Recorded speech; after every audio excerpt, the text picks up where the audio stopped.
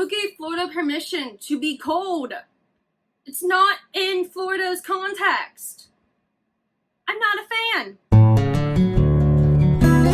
Hi friends, it's Kay. Welcome back to my channel. So, Florida's doing that very rare thing where it actually gets cold, and my room is currently freezing, which is why I have an actual sweater on that's actually very thick. It's like 70 degrees outside, and I know that's nothing for a lot of you, but for a Floridian, that's kind of cold. So I am struggling, but it's fine. Anyway, happy November, everybody. Today I am going to be finally bringing you my August, September, and October wrap-up, which is actually not going to be that long of a video. It might actually be a normal-sized video, because I only read a total of 5 books I'm going to be talking to you guys about, but I read 7 books total in the last 3 months. So let's just jump right into it.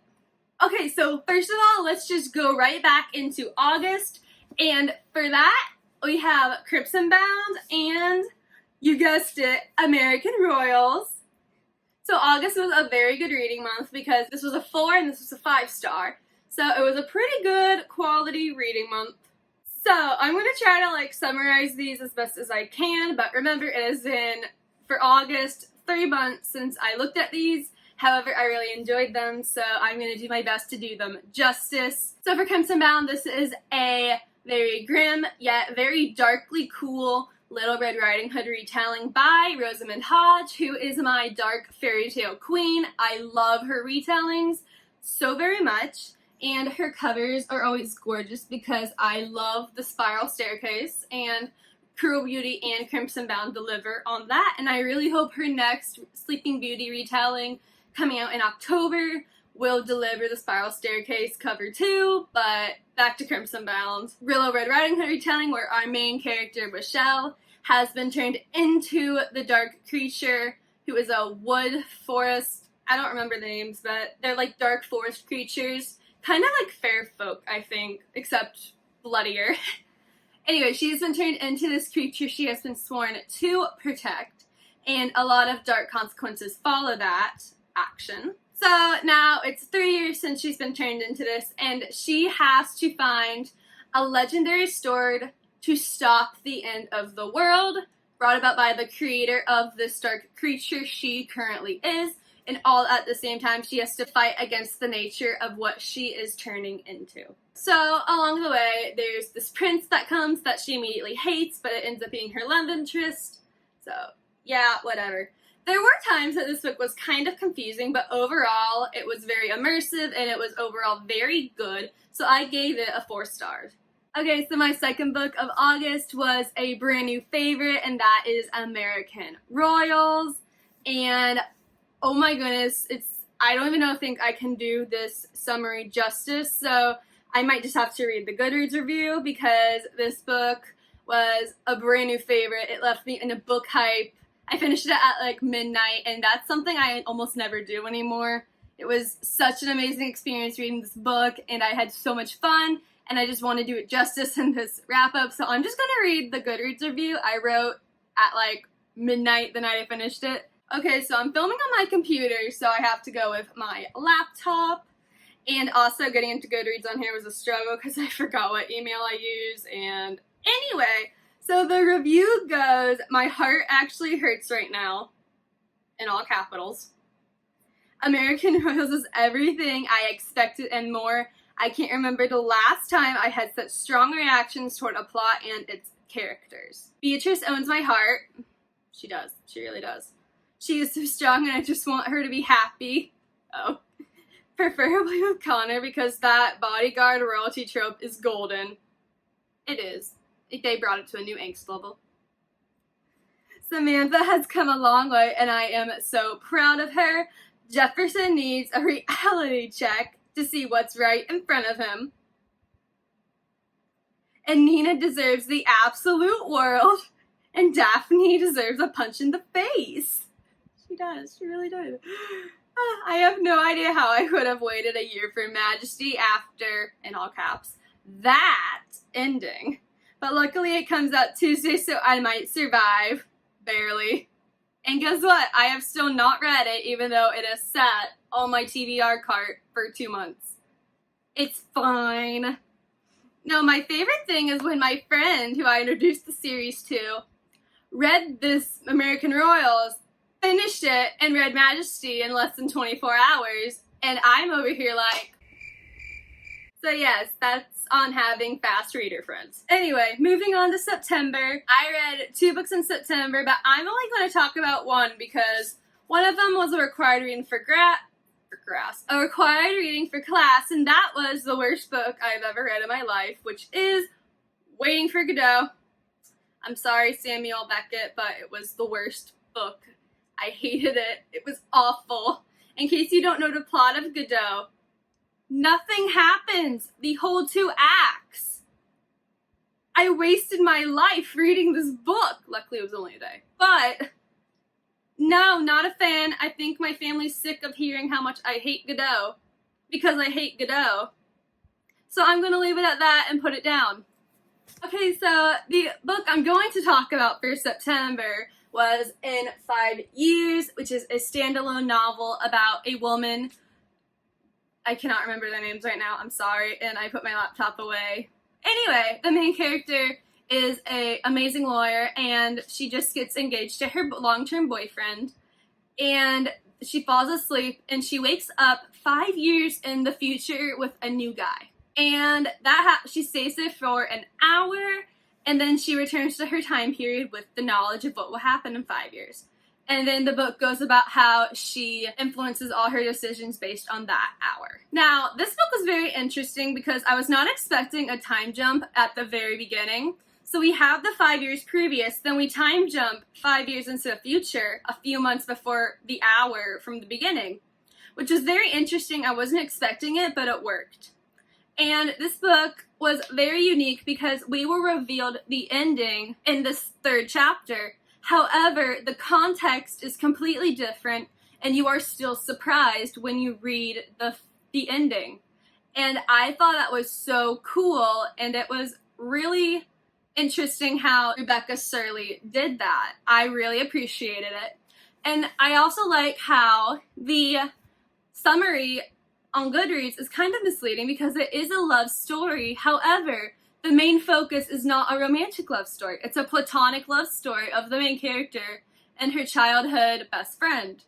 And honestly, this book was a roller coaster of emotions, and I gave it 3 stars, but honestly, I was actually very emotionally invested in the story. I do really love how the author jumped kind of the whole revealing the ending in the beginning, and still she made it work to where her readers were surprised. So kudos to her. That was really incredible, and I really loved reading that. So now, October. I read 3 books total in October, but however, I'm only going to really touch on 2 of them because the first was Girl Interrupted, which was, again, a class reading, and it's also a memoir set around Susanna Kaysen. And this is about her time as an 18-year-old in a mental institution in the 60s. And I don't feel right talking about this as if it's just a book because this is her memoir of her childhood and a very horrific, life-shaping event. So I'm not going to touch on it. All I'm going to say is that it was a very intriguing, interesting read. And it worked kind of well for October because it really got you thinking. And it was a very unique setting because, again, it was a mental institution in the 60s. So, yeah, I'm very glad we read this for class because it opened a very interesting discussion. So I had a whole October TBR planned out of spooky fall vibe reads. And as you can see from my last video, that did not work out. The only book on that TBR I got to was Blood and Honey, which I'm actually really happy with because it was my Halloween-esque read of the month. It was witches and magic and all that fun stuff. Plus, the cover's very autumn, fall vibe. So I know Blood and Honey is a very controversial read in the book community. People either loved Serpent and Dove and definitely read this book, or they hated Serpent and Dove, and they may or may not have read this. However, I'm going to go on and a lot of people I've seen a lot of people say this was a plot filler book. However, after reading it, I can say I don't know what those people were talking about because this had a lot of plot, and in many ways moved a lot of plot along faster than Serpent and Dove. So yeah, anyway, I did really enjoy Blood and Honey, and in many ways I went into it and got hooked a lot faster than I did with Serpent and Dove. I almost DNF'd Serpent and Dove, but I pushed through it when the plot kind of picked up, and I'm very glad I did because Blood and Honey was a lot of fun to read, and I was surprised to find a found family aspect in it between three of the characters who, two of them are, they're all blood family, but they're not all technically connected to each other, and that is Reed, Beau, and Madame LaBelle. So if you know, I'm not going to spoil how they're connected to each other, but they are technically family, just found family is more accurate for them, and I really surprisingly loved them. So I'm very glad. I was not expecting a found family in this book, but I got it. And anyway, also Reed Diggory is a mood. I had to stop reading a lot of the time because I started laughing at his inner monologue, like the scene at the camp where he's like the great Reed Diggory, captain of, I cannot say the, whatever his thing is, the great Captain Diggory taken down by small talk with strangers. I lost it. That was so funny, and I feel like that's very accurate for a lot of people, including myself. So I really enjoyed that. Reed was a mood, and I overall really enjoyed Blood and Honey. I gave it 4 stars. And now the last book I'm talking about today was another assigned reading for my English class. However, it was a very different read than Girl Interrupted and Waiting for Godot. And that is My Fake Rake by Eva Leigh. And this is an adult romance historical fiction novel, and I do not read those typically.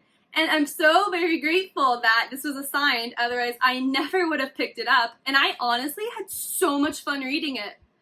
So, and we actually did get to Zoom with Eva Leigh, and she read some snippets from My Fake Rake, and that was really cool because I've never gotten to experience that before. So yes, overall My Fake Rake was just a really fun, cool experience, and it was a great time. I'm so glad we read it. So My Fake Rake is kind of a fake dating trope to getting together, you know, as you do, but it's set in like the Regency era. And it is about Grace who studies amphibians and reptiles, which, as you can guess, is not well received in society because she is high class, and this has very much affected her marriage prospects. And then we have Seb, who is a bookish, quiet, socially anxious guy who is an anthropologist. And the two of them have been friends, so it's friends to lovers too, so hey. Anyway, so these two have known each other, and so Grace's father has gotten very ill, and he has made his dying wish for Grace to marry, and she's kind of scared off all the prospects, and she only has one guy on her mind, which is not Seb, and she needs someone's help to become a rake, which is kind of like the it boy, every girl wants him of the Regency era. And so she enlists Seb's help to go about this, except Seb is pretty much in love with Grace. So lots of drama, lots of miscommunication, but it was such a fun time. And honestly, this book had some laugh out loud moments, which I was not expecting but thoroughly enjoyed. And it was really cool. It was a fun time. So if you're into adult romance, I do recommend this book highly. I gave it 4 stars, and that's not my genre, so hey. And those are all the books I have read from August to October. And thank you all for watching. So let me know in the comments what your favorite read of the last 3 months was. I would love to hear it. My answer to that, I think American Royals. I have to go with American Royals, but My Fake Rake was a really fun time, so that's a close second. So yeah, let me know in the comments, and if you want to see more of me, hit that subscribe button, and if you want to find me elsewhere, my socials are linked below. So until next time, I'm Kay. Thank you so much for watching. Bye!